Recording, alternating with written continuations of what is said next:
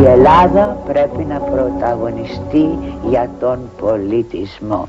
Η Ελλάδα αυτό είναι η κληρονομιά της, αυτό είναι η περιουσία της, και αυτό, αν το χάσουμε αυτό δεν είμαστε κανείς.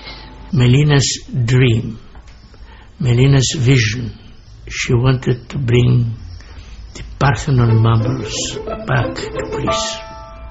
She said to everybody that this is our tradition. Melina once said that if I die and I have not managed to bring back the marbles, when the marbles will come back in Greece, I will be born again.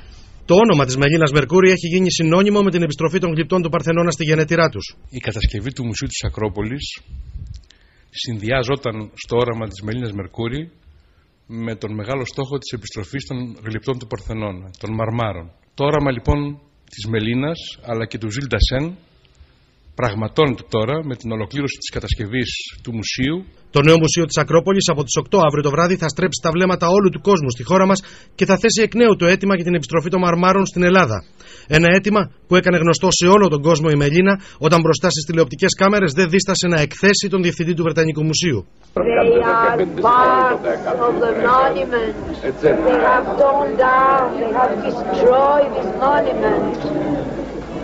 It is part of a monument, of unique monument. There are many unique monuments. Yes. I know. You say that, Mr. Well, I mean, let's say the center of Greece is in Delphi. It is not in the Parthenon. There are many Parthenons in the world. Όλο ήταν αλληλένδετο το όραμα, η επιστροφή των γλυπτών μαζί με την ανέγερση του νέου Μουσείου της Ακρόπολης. Και επειδή πάντα οι Βρετανοί πίστευαν ότι δεν έχουμε πού να τα βάλουμε, νομίζω ότι ένα μεγάλο επιχείρημα, το βασικό τους επιχείρημα, καταρρίπτεται. Διότι αυτή τη στιγμή έγινε το πιο σύγχρονο μουσείο του κόσμου. Η Μελίνα Μερκούρη έλεγε πως στο καινούριο μουσείο θα υπάρχει μια αίθουσα κενή για να υποδεχτεί τα γλυπτά του Παρθενώνα όταν επιστρέψουν στην Ελλάδα. Τώρα έχει γίνει κάτι ακόμη πιο τολμηρό. Στις θέσεις των κλεμμένων γλυπτών έχουν τοποθετηθεί γύψινα εκμαγεία, δείχνοντας ουσιαστικά σε όλο τον κόσμο το πόσο σημαντικό είναι να γυρίσουν στην πατρίδα τους τα γλυπτά. The Parthenon marbles are our pride. They are our identity. Οι επισκέπτες του μουσείου θα κάνουν ένα ταξίδι στην ιστορία του τόπου μας.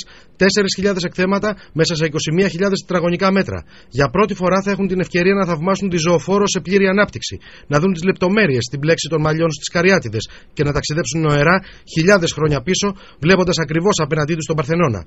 Έχουμε πλέον το καλύτερο μουσείο στον κόσμο για αυτά τα συγκεκριμένα τα αντικείμενα και είμαστε πολύ περήφανοι γι' αυτό. Το όνειρο της Μελίνας Μερκούρη είναι πιο κοντά παρά ποτέ στην πραγματοποίησή του. Δεν υπάρχει πλέον κανένα επιχείρημα για αυτούς που μας στερούν τα κομμάτια της ιστορίας μας.